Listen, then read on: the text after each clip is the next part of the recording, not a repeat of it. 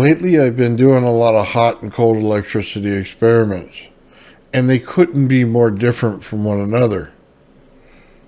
So I'm going to do my best to show you exactly how each one works, the things that are similar and the things that are different. I did an experiment a couple days ago where I take voltage and I make it walk on water. Now, I'm going to take right here this DC flyback connection to this ZVS. I have a simple switch on the negative. There's my power supply. Now, here's the fun part. I'm going to make the voltage walk on water right here in this clear water.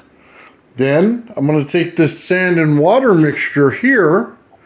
I'm going to see if it lights up there and walks on water as well. Then if it does, we're going to take this big tray right here, full of sand on the bottom, water right there on the top. It's got a brown color to it and a bunch of foam that came from my hose because they like to put fluoride in our water. So now we'll just set up this simple experiment. On the bottom here is our negative, and that's what we're going to be holding. Well, not with our hands anyway. And then there's our positive. That's what's going to go into the water. Now, again, this is hot voltage, one hand rule at all times. Do not play with this if you do not know what you're doing.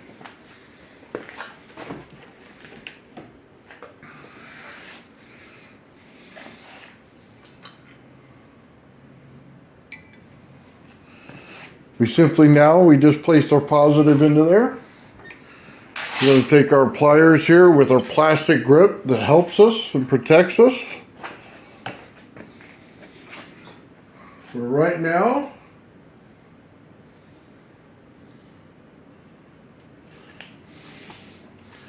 we are at 16.8 volts.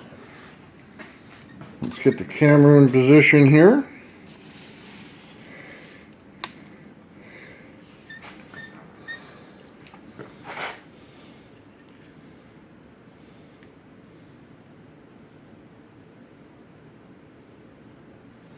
Oh, well, we should turn it on probably.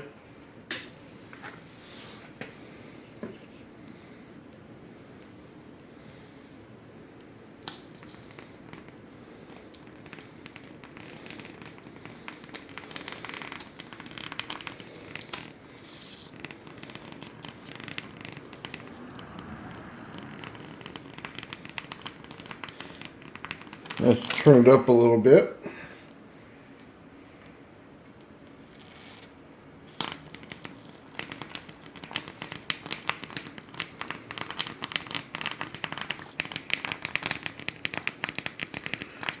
Absolutely does not like the water.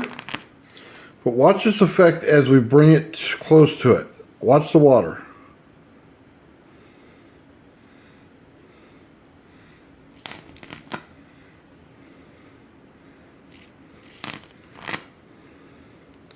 We can move the water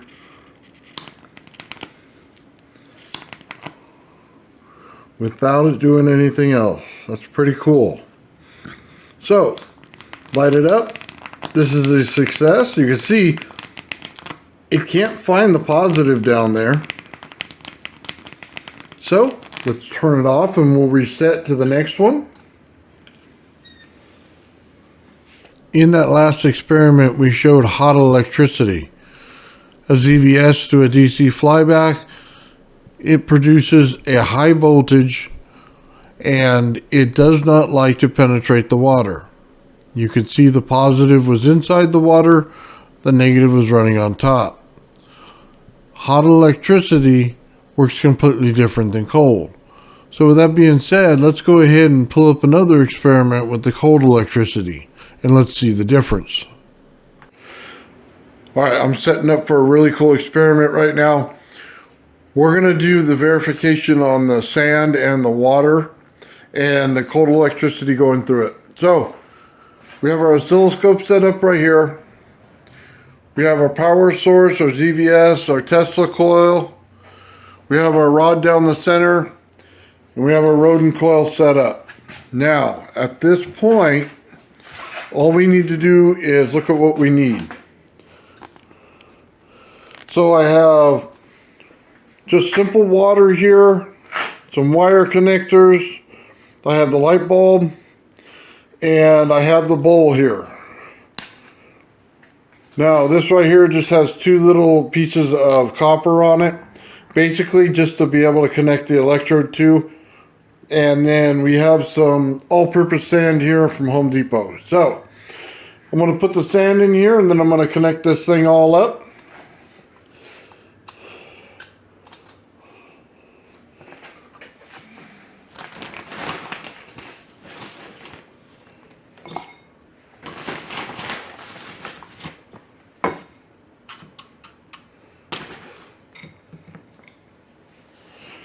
So as you can see, we just have our two electrodes here. Let me move the sand out of the way.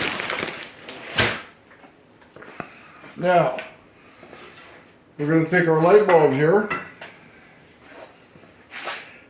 And I simply want to connect this in here to the light bulb here. That's the only connection we're going to have on that. And then let's connect up our rodent coil now.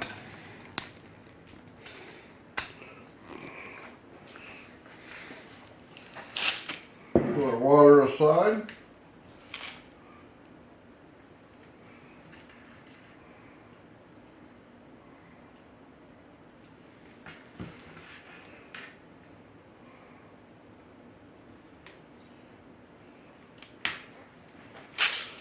And we'll just connect this right here to the other side. Not a big deal, we're going right through sand.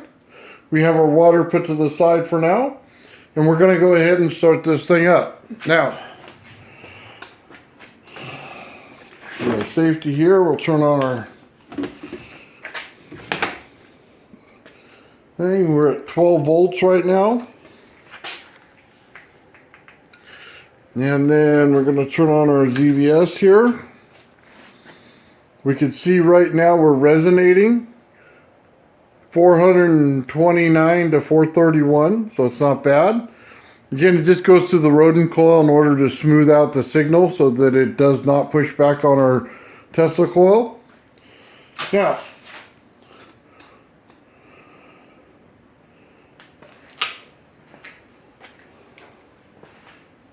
we can see right here that we're conducting a little bit. Now, I'm going to turn off the lights real quick for this next part and just show you what happens. Okay, let's check for energy here. We have just a little bit in it. Again, we're at 12 volts. So let's see what happens when I pour the water in.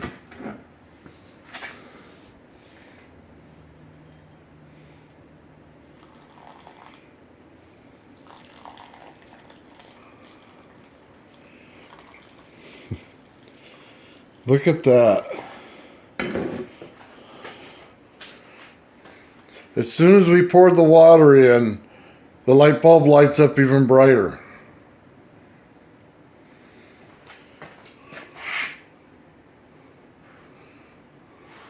And our hand is no longer affecting the light bulb. Now let's see if we can increase this. Right now, we're resonating just fine.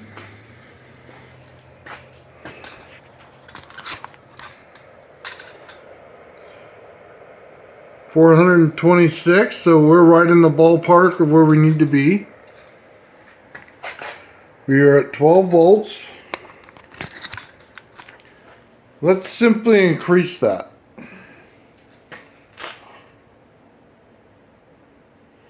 We are now at 18 volts and we picked up a lot of light.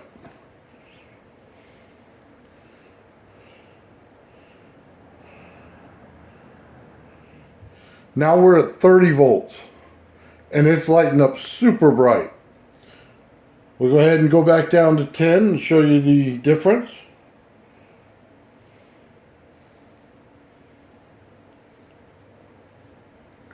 Right there is at 10 volts. Right there is at 30. we can absolutely tell that the water and the sand is necessary in order to get this thing to conduct right through it.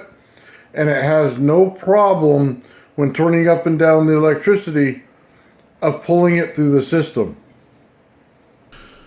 We saw in the first experiment the hot and the cold were with an anode and a cathode.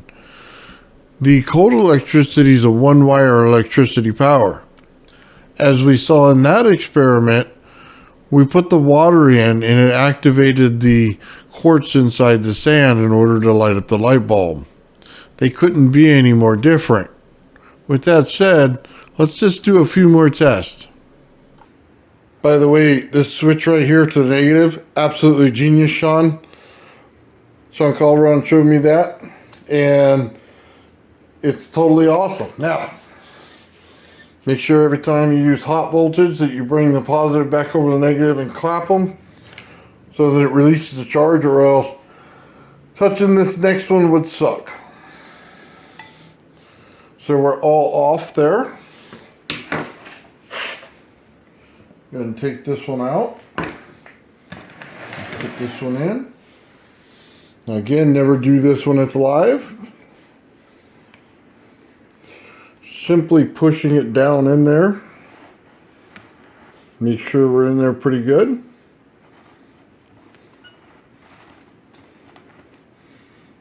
Now, take the time to dry your hands off, because you don't want any water or anything conductive around hot voltage.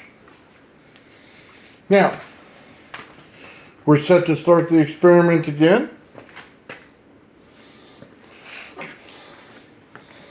Got our trusty pliers here.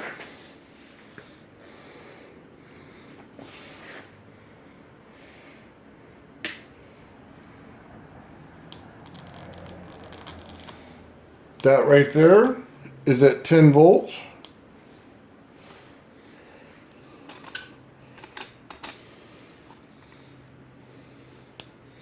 We see we get a little bit of charge. Let's just turn it up a bit.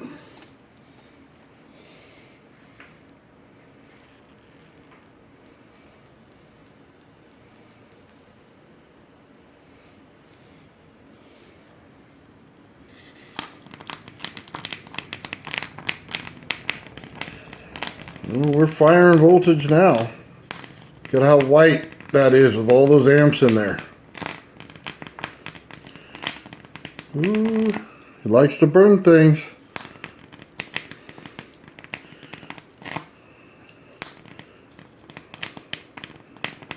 Let's see.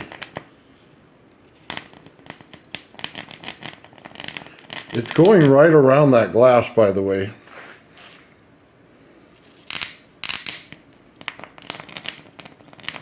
It doesn't like the glass at all.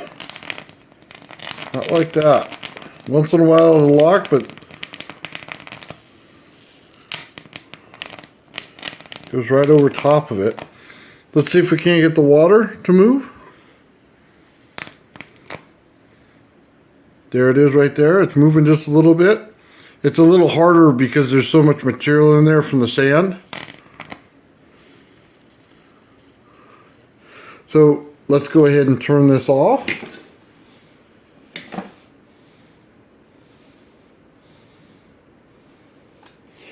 Now, if you're working on melamine or anything like that, make sure you put this stuff on a cardboard box. The reason why is you get static electricity through your melamine on your table, and it'll actually give you a shock just like it's static electricity. And again, that's no fun. Make sure you turn your switch off before you touch anything over here, because that's also no fun. Let's go ahead and reset our experiment for the bigger one now.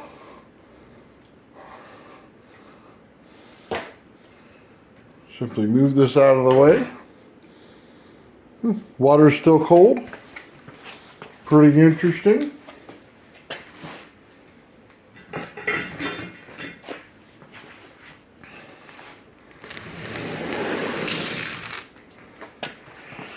So let's take a look real quick at what was burning. It's just the shielding on the wire here. Not really a big deal. Let's So we'll reset here. Make sure there's no power in there or nothing.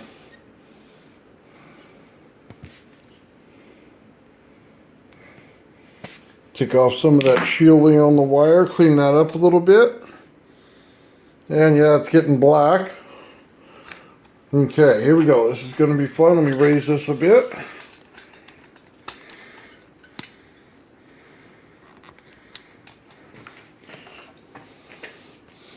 You put this right here in the center. Again, make sure you take your time to dry your hands. You do not want anything wet when you're doing this. This is hot voltage. It will completely shock the living daylights out of you. Again, one hand rule. Always one hand behind your back while you're doing this with high voltage. All right, with that said, we're about ready to start. Here we go. We are on right now. We are simply at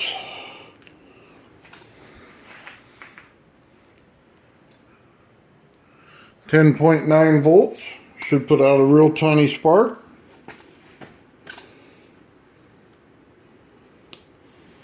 There it is. There's a little spark, little baby spark. What I like about this in here is you can start to see things moving.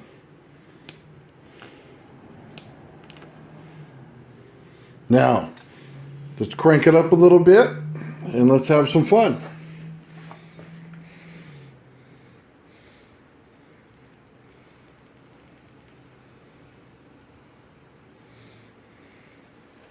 We are now at 24 volts. Oh yeah, we got some power in there now. Let's see about the wind aspect of it.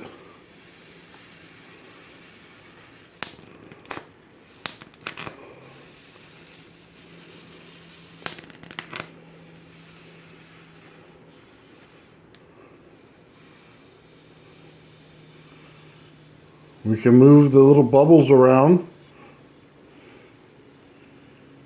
Right before it ignites, you start to see at the very end there, you'll start to see the plasma right there.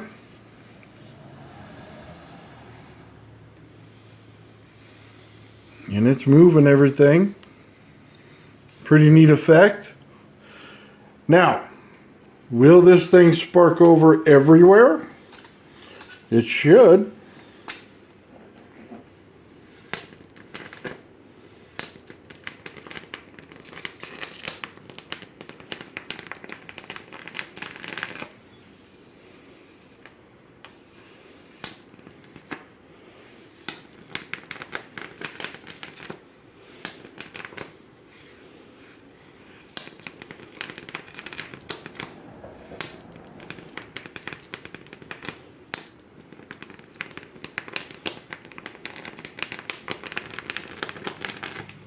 That's just beautiful. Okay. Let's see if we can see that wind a little better.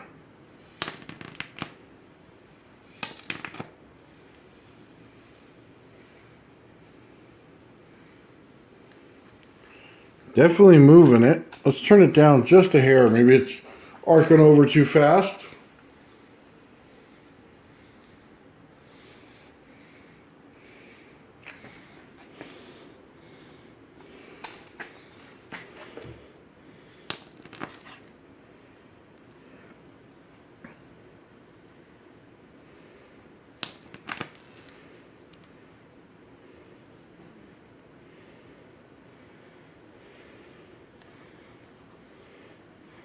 It moves it. It doesn't give you quite a neat effect to it. Let's turn this off real quick, and then I'm going to turn off the lights and have a little fun.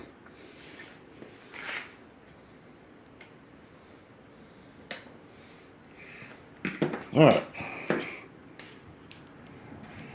We are completely off. I'm going to turn off the lights right now.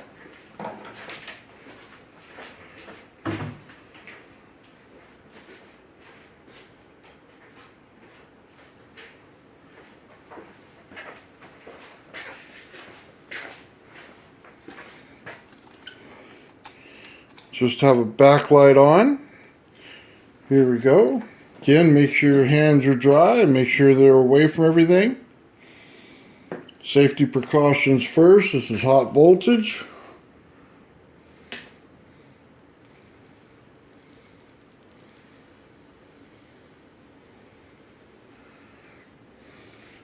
We're now on at 23 volts. Let's take a good look.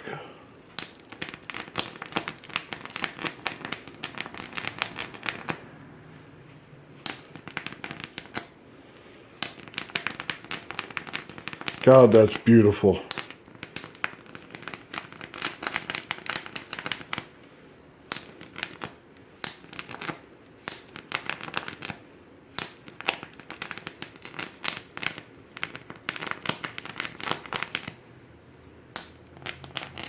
It doesn't really matter where you go in this.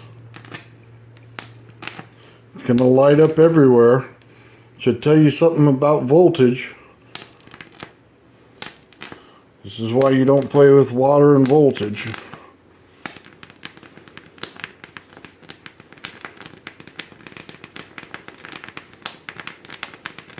It's not penetrating the surface, but it is excited everywhere, which means any touch to this would be completely harmful to you. That sand is adding amps to it. You can see it. Making the electricity nice and thick. God, that's gorgeous. The more purple you have in high voltage, by the way, the less amps there is. The more white, the more amps there is. It's a play in light and voltage.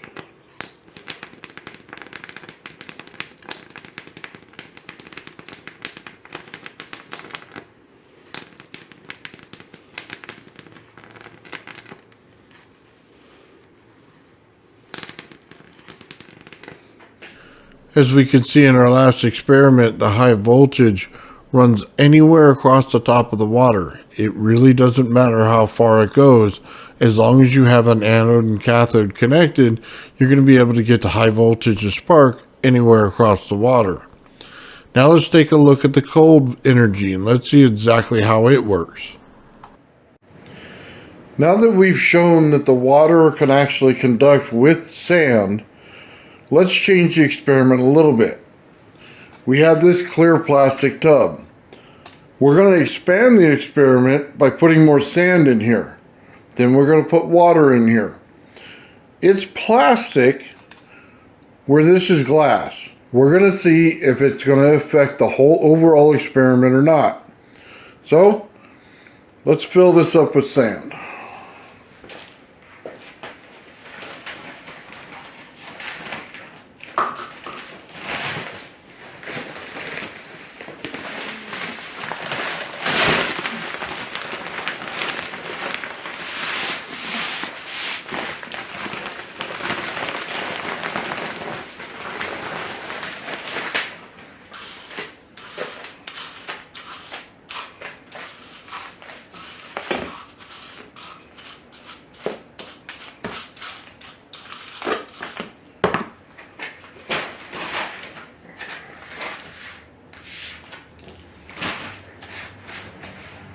Now we have plenty of sand. Give me a minute and I'm going to go ahead and add a bunch of water to this. Now that we filled this thing full of water, you can see that we have plenty of sand in here. And we're just running into the plastic. There's no glass in this one. Again, there's our glass one. Here's our plastic one. We're just going to set up our light bulb now.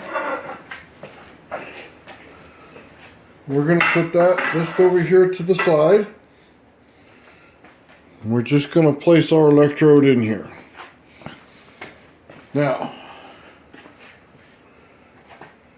we'll place this electrode here from the Tesla coil, rodent coil setup, right in. We're going to turn off our light and see exactly what we get to.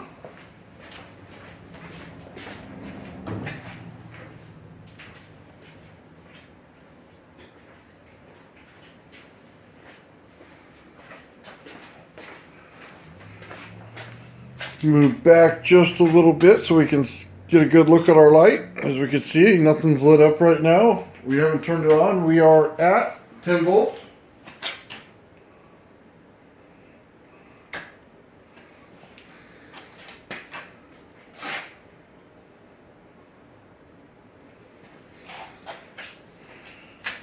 As we can see, it lit right up. So let's take a look real quick. Our lights lit up. It's going through there. It's actually pushing without it even connected. That's cool. Now with it connected, it's even brighter. Let's look at our setup. Still going through everything normal. 11.1 volts. And we're resonating at the correct frequency. So let's try this again. Seemed interesting. Let's see exactly how much this thing has in it. That's not lighting. There it goes. Now that it's lit, it'll stay lit on there. That's interesting. Let's see if it scales. Again, we saw it at 11 volts. Let's go ahead and turn it up.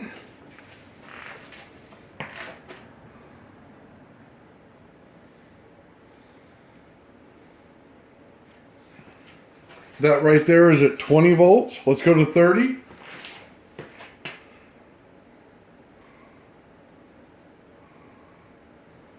That's even brighter.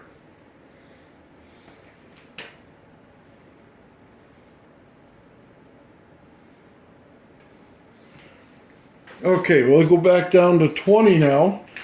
Let's see if we just can't hook in another light.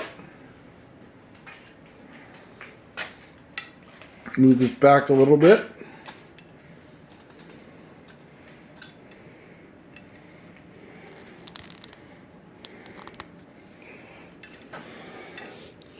We have another light bulb here. We'll connect it.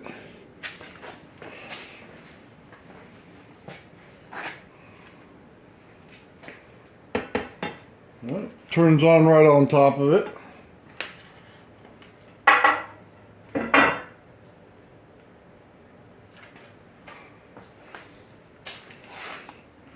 And as you can see, once we put it in the mud, or excuse me, into the sand, lights up brighter. Just like that. Now, let's see if we can do it again.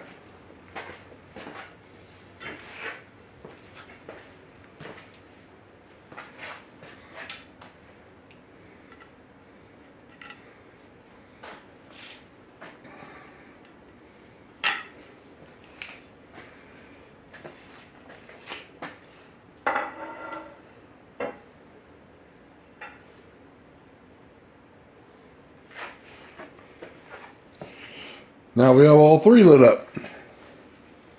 Seems to continue to build. Let's turn up the power.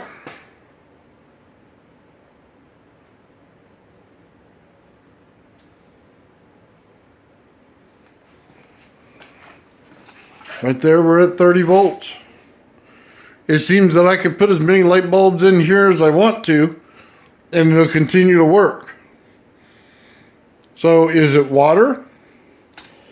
Is it the sand? Well, I could tell you the water gives you a certain value, but the sand adds to it because we're resonating the silica. So, does it matter that it's glass that it's in? And the answer is no.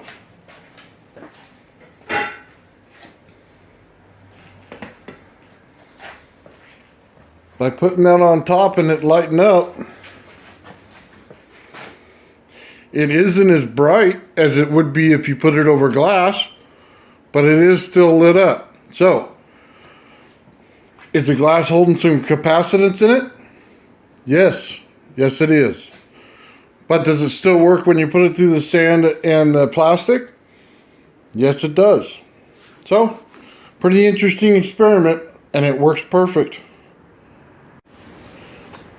Here's a little bonus content for you. You see it's all lit up. We're at 14 volts. Just want you to watch. It's cold electricity. Do not try this with hot electricity.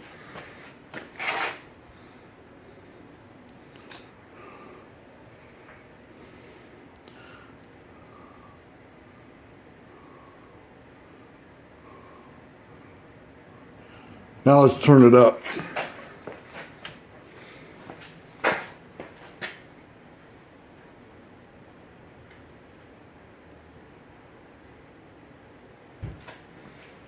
We're at 32 volts. Let's take a look.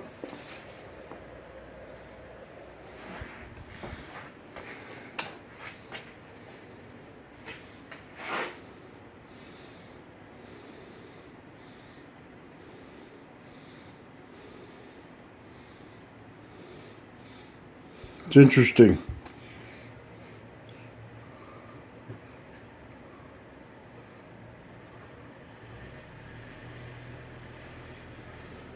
There you go. You see my hands in the water.